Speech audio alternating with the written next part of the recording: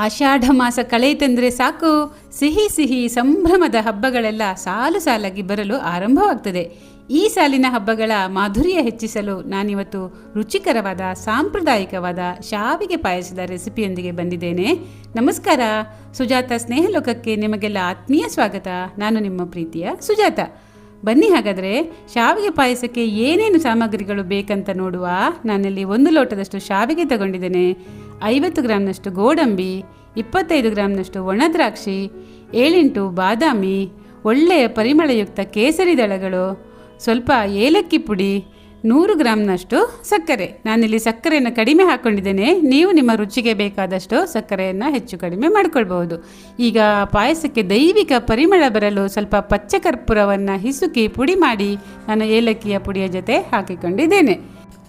ಗೋಡಂಬಿ ಮತ್ತು ಶಾವಿಗೆಯನ್ನು ಹುರಿಲಿಕ್ಕೆ ಶುದ್ಧವಾದ ತುಪ್ಪವನ್ನು ತಗೊಂಡಿದ್ದೇನೆ ಮತ್ತು ಪಾಯಸಕ್ಕೆ 3 ಲೋಟದಷ್ಟು ಗಟ್ಟಿ ಹಾಲನ್ನು ತಗೊಂಡಿದ್ದೇನೆ. 1 ಲೋಟ ಶಾವಿಗೆಗೆ 3 ಲೋಟ ಹಾಲು ಸಾಕು. ಈಗ ಒಂದು ಪಾತ್ರೆಗೆ ಹಾಲನ್ನು ಹಾಕಿಕೊಂಡು ಇದನ್ನು ಸಣ್ಣ ಬೆಂಕಿಯಲ್ಲಿ ಬಿಸಿಯಾಗಲಿಕ್ಕೆ ಇಡುವ.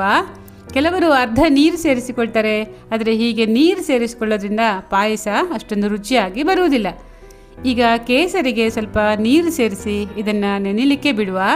ಹಾಗೆ ಒಣದ್ರಾಕ್ಷಿಯನ್ನು ಚೆನ್ನಾಗಿ ತೊಳೆದುಕೊಳ್ಳುವ.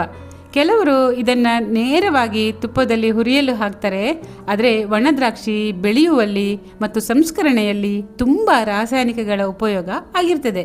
ಹಾಗಾಗಿ ಇದು ಆರೋಗ್ಯಕ್ಕೆ ಒಳ್ಳೆಯದಲ್ಲ.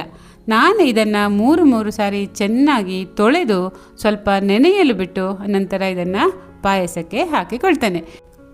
ಈಗ ಗೋಡಂಬಿ ಮತ್ತು ಶಾವಿಗೆಯನ್ನು ಹುರಿಲಿಕ್ಕೆ ಒಂದು ಬಾಣಲೆಯನ್ನು ಗ್ಯಾಸ್ ಮೇಲೆ ಇಟ್ಕೊಳ್ಳುವ. ಮೊದಲು ಸ್ವಲ್ಪ ತುಪ್ಪ ಹಾಕಿಕೊಂಡು ತುಪ್ಪ ಕರಗಿದ ಮೇಲೆ ಗೋಡಂಬಿಯನ್ನು ಹಾಕಿಕೊಂಡು ಸಣ್ಣ ಉರಿಯಲ್ಲಿ ಹುರಿಯುವ. ಇದು ಸ್ವಲ್ಪ ಹುರಿದ ಮೇಲೆ ಜಜ್ಜಿಕೊಂಡಿರುವ ಬಾದಾಮಿಯನ್ನು ಕೂಡ ಸೇರಿಸಿಕೊಂಡು ಇದನ್ನು ಕೂಡ ಸಣ್ಣ ಉರಿಯಲ್ಲಿ ಒಳ್ಳೆ ಪರಿಮಳ ಬರುವವರೆಗೆ, ಹೊಂಬಣ್ಣ ಬರುವವರೆಗೆ ಇದನ್ನು ಹುರಿದುಕೊಳ್ಳುವ. ನೋಡಿ, ಇಷ್ಟಾದರೆ ಸಾಕು. ಈ ಗೋಡಂಬಿ ಮತ್ತು ಬಾದಾಮಿ ಕೂಡ ಸೀದು ಹೋದರೆ ಪಾಯಸದ ಪರಿಮಳ ಹಾಳಾಗ್ತದೆ. ಈಗ ಇದನ್ನು ನಾವು ಬೇರೆನೇ ಎತ್ತಿಟ್ಕೊಳ್ಳುವ. ಅದೇ ಬಾಣಲೆಗೆ ಇನ್ನೊಂಚೂರು ತುಪ್ಪ ಹಾಕಿಕೊಂಡು ಈಗ ಶಾವಿಗೆಯನ್ನು ಹಾಕಿಕೊಳ್ಳುವ. ನೀವು ಹುರಿದಿರುವ ಶಾವಿಗೆಯನ್ನೇ ತಗೊಂಡಿದ್ದರೆ ಮತ್ತೆ ಅದನ್ನು ಹುರಿದುಕೊಳ್ಳುವ ಅವಶ್ಯಕತೆ ಇಲ್ಲ. ಈ ಶಾವಿಗೆಯನ್ನು ಕೂಡ ಸಣ್ಣ ಬೆಂಕಿಯಲ್ಲಿ ಸ್ವಲ್ಪವೇ ಬಣ್ಣ ಬದಲಾಗುವವರೆಗೆ ಹುರಿದುಕೊಂಡರೆ ಸಾಕು. ಇದು ಕೂಡ ಸೀದು ಹೋದರೆ, ಕಪ್ಪಾದರೆ ಪಾಯಸದ ಬಣ್ಣ ಮತ್ತು ರುಚಿ ಕೂಡ ವ್ಯತ್ಯಾಸ ಆಗುತ್ತೆ. ಈಗ ನೋಡಿ, ಇದು ಹದವಾಗಿ ಹುರಿದಿದೆ. ಇದನ್ನು ನಾವು ತೆಗೆದಿಟ್ಟುಕೊಳ್ಳುವ. ಈ ಕಡೆ ಹಾಲು ಹದವಾಗಿ ಬಿಸಿಯಾಗಿ ಕೆನೆ ಕಟ್ಟಲು ಶುರುವಾಗಿದೆ. ಈಗ ಹುರಿದ ಶಾವಿಗೆಯನ್ನು ಈ ಬಿಸಿ ಹಾಲಿಗೆ ಹಾಕಿಕೊಳ್ಳುವ. ಒಮ್ಮೆ ಚೆನ್ನಾಗಿ ಮಗುಚಿ ಇದನ್ನು ಕೂಡ ಸಣ್ಣ ಬೆಂಕಿಯಲ್ಲಿ 5 ನಿಮಿಷ ಕುದಿಲಿಕ್ಕೆ ಬಿಡುವ. 5 ನಿಮಿಷದಲ್ಲಿ ಈ ಶಾವಿಗೆ ಚೆನ್ನಾಗಿ ಬೇಯ್ತದೆ. ಈಗ 5 ನಿಮಿಷ ಆಯಿತು. ಈ ಶಾವಿಗೆ ಈಗ ಚೆನ್ನಾಗಿ ಬೆಂದಿದೆ. ಈಗ ಸಕ್ಕರೆಯನ್ನು ಹಾಕಿಕೊಳ್ಳುವ ಸಮಯ.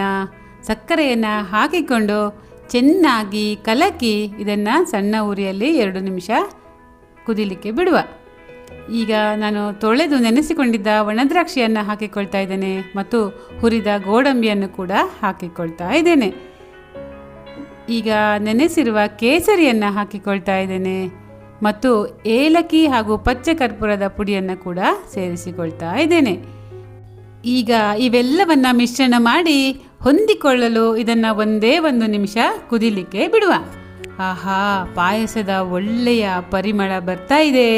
ಈಗ ಹದವಾದ ಸಾಂಪ್ರದಾಯಿಕವಾದ ಶಾವಿಗೆ ಪಾಯಸ ತಯಾರಾಯಿತು ನೋಡಿ.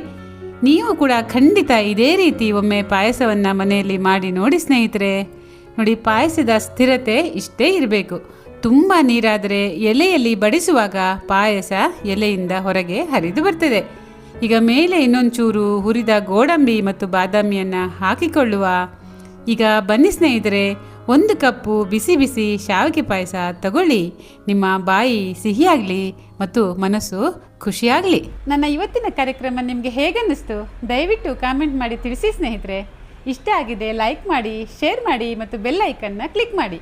ನನ್ನ ಸುಜಾತ ಸ್ನೇಹಲೋಕ ಯೂಟ್ಯೂಬ್ ವಾಹಿನಿಯನ್ನು ನೀವು ಇದುವರೆಗೆ ಸಬ್ಸ್ಕ್ರೈಬ್ ಮಾಡಿಕೊಂಡಿಲ್ಲ ಅಂದರೆ ದಯವಿಟ್ಟು ಸಬ್ಸ್ಕ್ರೈಬ್ ಮಾಡ್ಕೊಳ್ಳಿ. ಇನ್ನೊಂದು ವಿಶೇಷವಾದ ವಿಡಿಯೋದೊಂದಿಗೆ ನಾನು ಮತ್ತೆ ನಿಮ್ಮನ್ನು ಭೇಟಿ ಆಗ್ತೇನೆ. ಅಲ್ಲಿವರೆಗೆ ನಮಸ್ಕಾರ.